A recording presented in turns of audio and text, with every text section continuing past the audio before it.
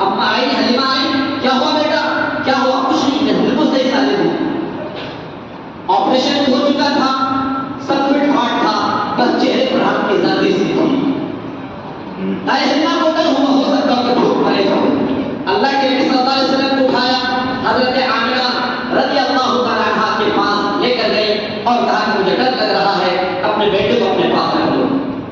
تائی حلیمہ واپس آئی، حضرت آمنہ کچھ دنوں کے بعد اپنے بیٹے محمد عربی کو گود میں لیا اور مدینہ چلی گئی، اپنے میکے چلی گئی۔ جب میکے سے واپس لوٹ رہی تھی، ہمارے نبی کی عمر 6 سال تھی، راستے میں اچانک سینے میں درد ہوا اور حضرت آمنہ رضی اللہ تعالیٰ عنہ کا انتقال ہو گیا۔ کون تھے ہمارے نبی کے پاس؟ حضرت ام ایمن جو حضرت آمنہ کی خادمہ تھی، وہ ساتھ تھی۔ گڈھا کھولا، حضرت آمنہ کو دفنایا۔ ہمارے نبی 6 سال کے ہیں، قبر میں لپٹ گئے۔ اما جان تیرے علاوہ میرے لیے اور کون تھا؟ ابا بھی نہیں ہے، تو بھی چلی گئی، اب میں کس کے سہارے رہوں گا ابا جان؟ لیکن ام ایمن نے گود میں لیا، کیونکہ ام ایمن رضاعی ماں بھی ہوا کرتی ہے، دودھ بھی پلایا تھا۔ اللہ کے نبی کو ساتھ لاتے ہیں، مدینہ مکہ لاتے ہیں، وہاں پر حضرت عبد المطلب نے اللہ کے نبی کو اپنے سینے سے لگایا۔ 8 سال کے ہوئے عبد المطلب کا بھی انتقال ہو گیا۔ عبد المطلب نے ان کو ان کے چچا ابو طالب کے حوالے کیا اور پھر ہمارے نبی صلی اللہ علیہ وسلم 25 سال کے ہوئے۔ سوچا کہ عبد المطلب کے ابو طالب کے سر پر بیٹھ کر کتنا کھاؤں، کچھ کمائی تو کروں۔ بکری لی، بکری چلانا شروع کیا، کچھ پیسے ملتے تھے اپنے چچا کا ہیلپ کرتے تھے۔ پھر ایک وقت ہوا آتا ہے کہ ان کی ملاقات حضرت خدیجہ سے ہوتی ہے، شادی ہوتی ہے۔ جب ہمارے نبی اور آپ کے نبی صلی اللہ علیہ وسلم 40 سال کے ہوتے ہیں، آسمان سے فرشتہ اترتا ہے نبی محمد صلی اللہ علیہ وسلم پر اور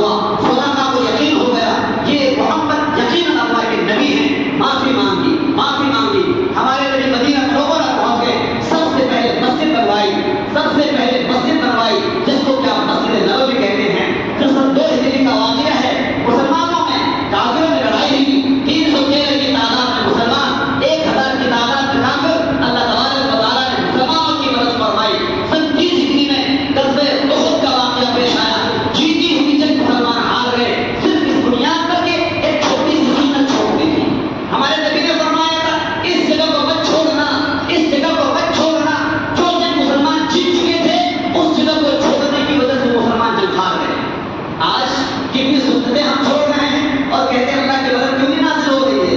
سن 3 ہجری میں مسلمان ہار گئے، سن 5 ہجری میں دشمنوں کی تعداد 10,000 ہے، مسلمانوں کی تعداد 3,000 ہے، 1 مہینے کا محاصرہ ہوا، اللہ تبارک و تعالیٰ کی طرف سے مدد آئی، 10,000 کو میدان سے بھاگنا پڑا اور 3,000 کی تعداد مسلمان کو جیت نصیب ہوئی۔ سن 6 ہجری میں ہمارے نبی نے خواب دیکھا کہ ہم اتنے سال ہو گئے ہیں، ہم تک کعبۃ اللہ کا ہم نے دیدار نہیں کیا ہے۔ اللہ تبارک و تعالیٰ نے خواب میں دکھایا، محمد آپ 1400 صحابہ کرام کے ساتھ طواف کر رہے ہیں۔ ہمارے نبی نے اپنے صحابہ کرام کے سامنے تذکرہ کیا اور قافلہ تیار ہوا، 1400 صحابہ کرام ہیں،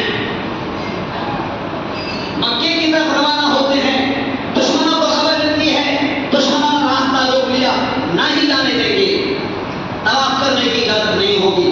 چنانچہ صلح ہوتی ہے جس کو آپ صلح حدیبیہ کے نام سے جانتے ہیں، یہ سن 6 ہجری کا واقعہ ہے۔ ہمارے نبی واپس آتے ہیں، پھر اگلے سال پھر طواف کرنے کے لیے آتے ہیں سن 7 ہجری میں، اور سن 7 ہجری میں مسلمانوں کے درمیان لڑائی ہوتی ہے اور یہودیوں کے درمیان لڑائی ہوتی ہے، پروردگار مسلمانوں کو جیت نصیب فرماتا ہے۔ اور سن 8 ہجری میں جس مکے سے ہمارے نبی کو نکالا گیا تھا، جس مکے سے ہمارے نبی کو گالی دے دے کر کے نکالا گیا تھا، جہاں پر قتل کا منصوبہ کیا گیا تھا، وہ اب مغلوب نظر آ رہے ہیں۔ 10,000 کی تعداد میں ہمارے نبی مدینے سے نکلے اور وہ دشمن جو کہا کرتے تھے کہ ہم محمد کو ماریں گے، آج وہ دشمن وہ گھبرا رہے ہیں۔ نبی محمد عربی آج 10,000 کی تعداد میں آئے ہیں، اب ہمارا کیا ہوگا، ہمارا کیا ہوگا؟ سب پریشان تھے، رو رہے تھے، پریشان تھے۔ ہمارے نبی نے اعلان کر دیا، لا تثریب علیکم اليوم انتم الطلقاء، اے دشمنوں جنہوں نے مجھے مارا ان کو معاف کر دیا۔ ابو سفیان کے گھر میں جو داخل ہوگا وہ امان میں پا جائے گا، جو مسجد میں داخل ہو گیا وہ مطمئن ہو جائے گا۔ آج میں کسی کو ٹچ نہیں کروں گا، بلکہ ایک صحابی جوش میں آ کر کہتا ہے آج بدلے کا دن ہے، بدلے کا دن ہے۔ ہمارے نبی نے کہا خبردار، آج بدلے کا دن نہیں ہے، جنہوں نے ہمیں مارا تھا آج معاف کر دو، معاف کر دو، معاف کر دو۔ یہ تھے ہمارے نبی اور آپ کے نبی۔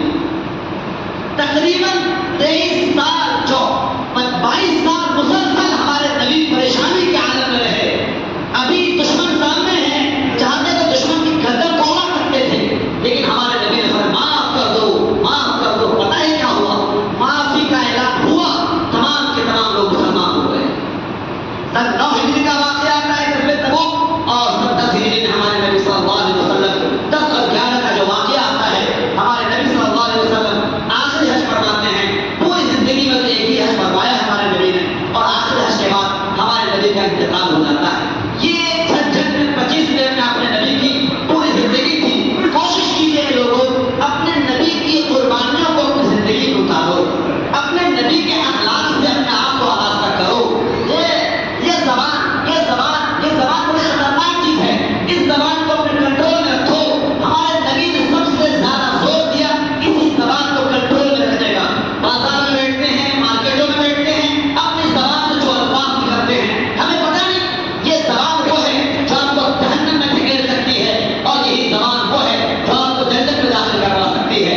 آپ زبان سے گالی بولتے ہو، آپ زبان سے خراب خراب الفاظ نکالتے ہو۔ ہمارے معاذ رضی اللہ تعالیٰ عنہ کو اللہ کے نبی نے فرمایا سب سے زیادہ انسان جہنم میں اگر جائے گا اسی زبان کی وجہ سے جائے گا، اسی زبان کی وجہ سے۔ اے تاجروں، اے باعزت کے لوگوں، آپ اپنی زبانوں کی حفاظت کرو۔ مسلمان ہو، اپنی زبانوں کی حفاظت نہیں کرو گے، آپ کی نماز میں خاکستر ہو کر دی جائے گی۔ آج میں خوشخبری بھی آپ کو سناؤں گا۔ یہ جو واقعات میں نے آپ کے سامنے بیان کیے ہیں، ان واقعات میں آپ کے اور ہم سب کے حق العزیز اور اس مسجد کے امام حضرت مولانا مفتی معین الدین جمال قاسمی، جو آپ کے مابین 3 ہفتے سے نہیں تھے، وہ سرزمین عرب تشریف لے کر گئے تھے عمرے کے غرض سے، اور آج انشاءاللہ وہ پہنچ بھی جائیں، واپس